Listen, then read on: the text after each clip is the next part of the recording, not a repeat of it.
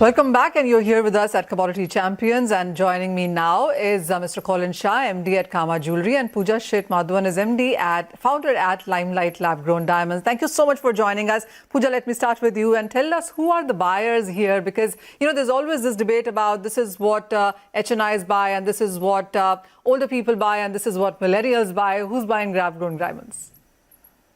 Yeah, sure. I think it is the millennials that are looking out for lab-grown diamonds. I think there are two reasons why, they're sort of rooting for lab-growns. The first one being the fact that they are environmental friendly and sustainable.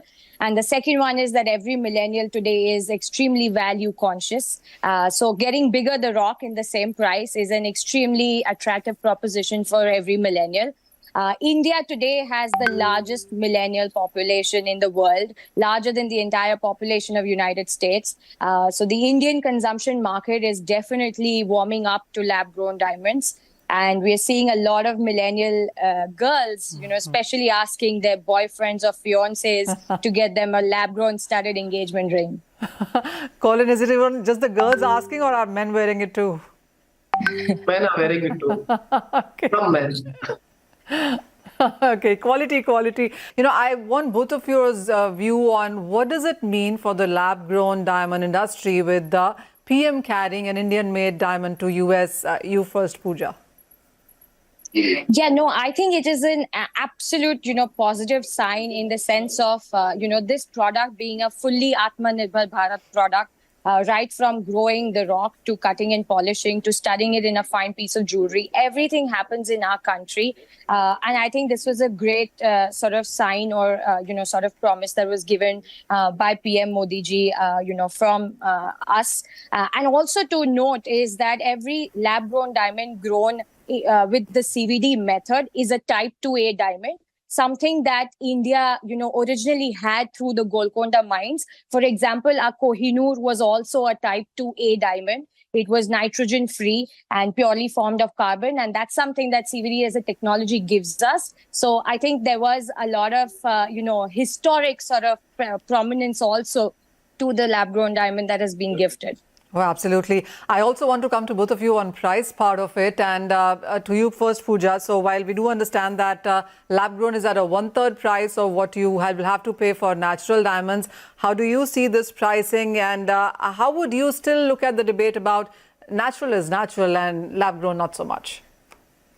Yeah, no, I think it's important to understand why there's such a price difference. A lot of consumers feel that because it is, cheaper, there may be some compromise in quality. But it's important to understand that, the majority, 70% of the natural diamond pricing that we pay as a consumer is the cost of mining and extracting it from below the earth's surface.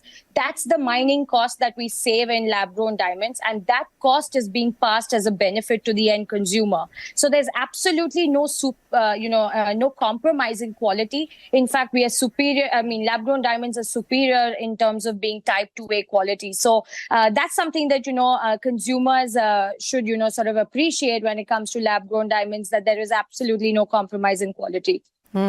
Colin, going forward. Yes. Sorry.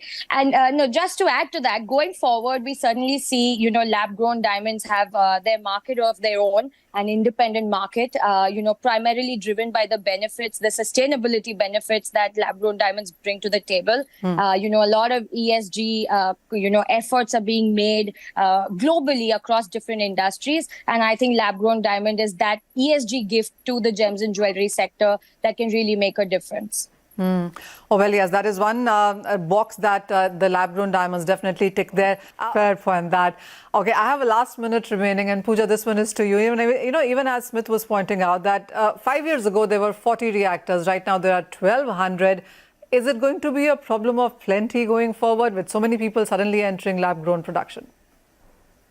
Yeah, I think I have a different take on this in the sense that, this technology has existed in the form of industrial diamonds for the last 40 years, so it's not a new technology, but the ability to produce gemstone quality diamonds is something that we have recently recognized and, invented in the last decade or so. So, the ability to come into the market and, provide consistent quality consistent supply, consistent output is not that easy, So I believe that, the demand is significantly, today we have only seen US as a market, sort of extremely mature when it comes to lab-grown diamonds. But the other markets are still sort of at their nascent stages, So we definitely see that the demand is going to sort of rise in the coming years. And when it comes to supply, yes, of course, it's a technology-based product.